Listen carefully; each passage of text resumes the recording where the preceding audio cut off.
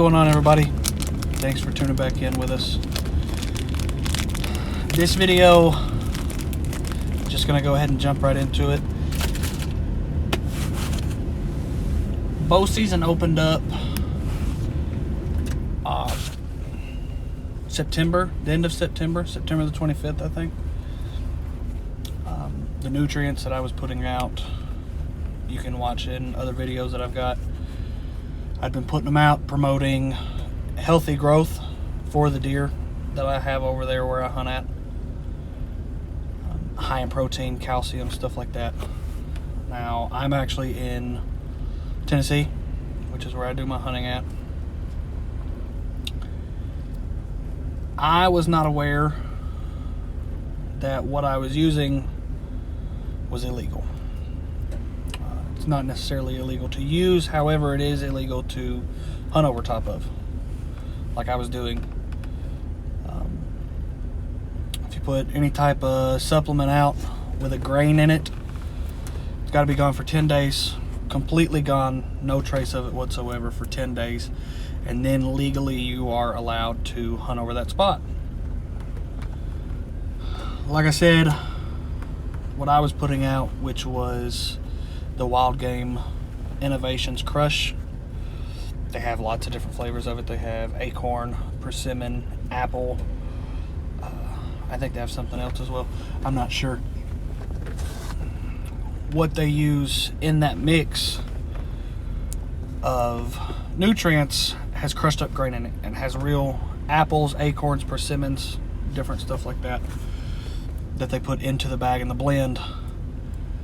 Whenever I had first read into and started looking at the law, it said that you're not allowed to use a grain, like I had said, I was under the impression of whole grains. You know, I couldn't take whole apples out, I couldn't take whole kernels of corn and put those out, make a corn pile, acorn pile, whatever it is that you want it to be. That's what I was assuming, which is where I messed up, assuming that would have been considered baiting.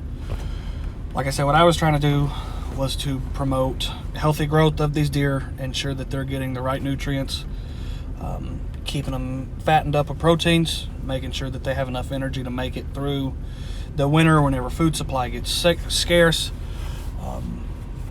Obviously, I'm not going to sit here and tell you that, oh, I was doing this just simply for the deer. It was supposed to be healthy for the deer, and then it was also supposed to help me out as well.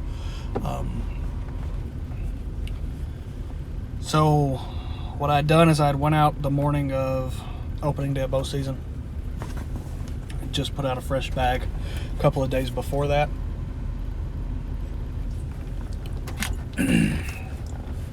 And crawled up in the tree stand before daybreak.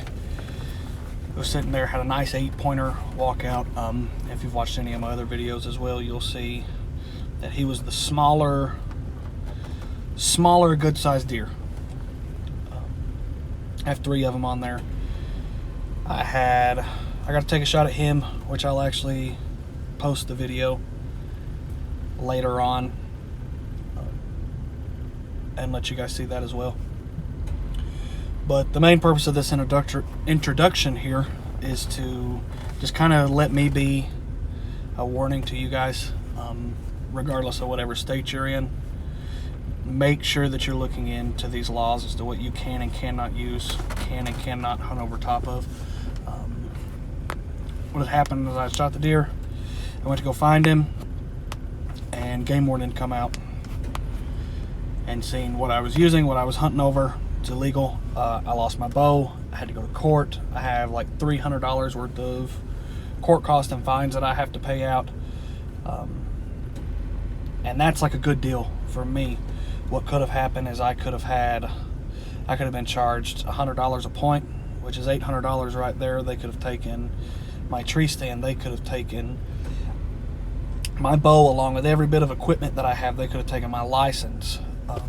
Luckily, I was compliant with the TWRA officer, and he had made me a deal to where I could choose. I could either lose my bow or I could lose my license. I chose to lose my bow because, my personal opinion, I had spent way too much money on the lease where I hunt at. Just to lose that, just to keep a bow. It was kind of the lesser of two evils. So, big part of this, you know, really be careful as to what you're using, what you're putting out. Make sure that you thoroughly understand the laws.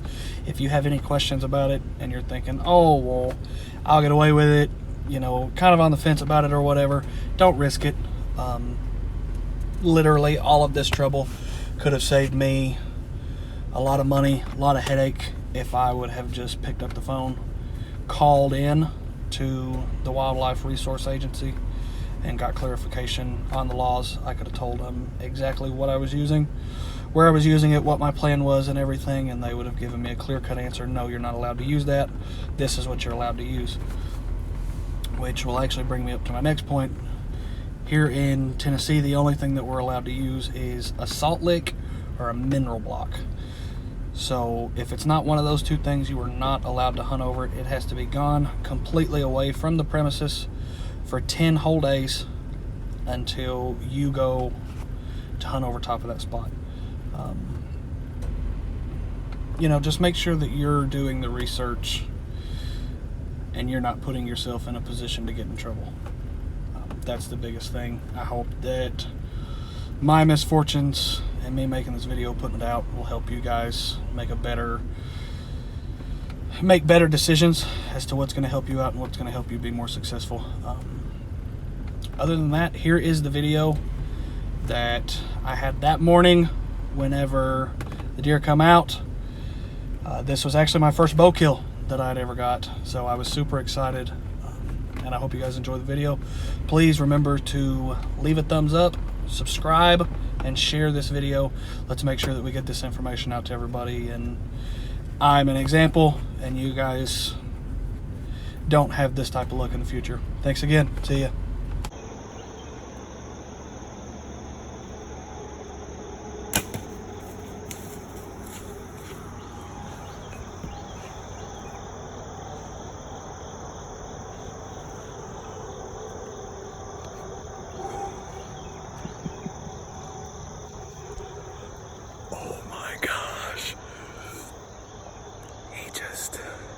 He come up, take that. Are you still recording? He just come up. We were just sitting here talking about him coming in. Whew. My heart is jumping out of my chest right now. Oh my God.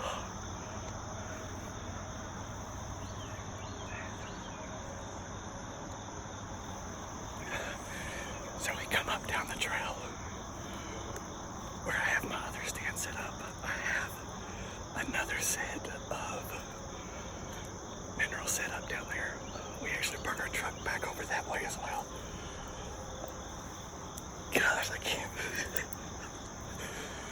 This is so awesome. This is so much different than hunting with a gun. I mean, I am all over the place and fidgety right now. Okay, so he come up. We seen him coming down the road. Me and my brother were actually sitting here just talking, going back and forth with each other.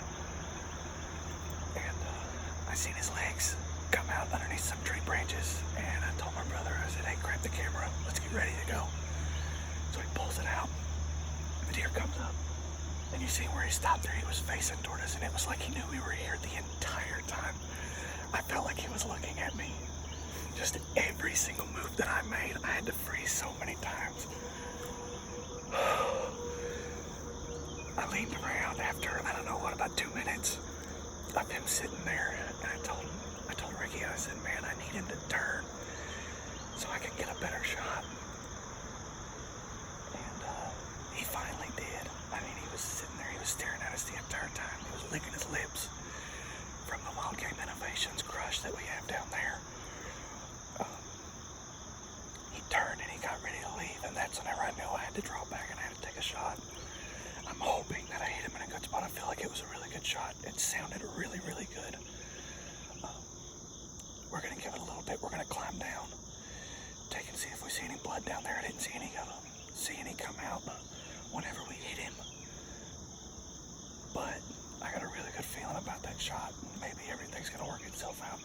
I know we ran deep down into the brush over there, so it's about to be a long day of tracking, I think. So, and if we do get him, maybe he didn't run down too far. But whenever he hit, man, his legs just kicked up, and it was crazy. That was awesome. That was awesome. So, that felt good. That felt good.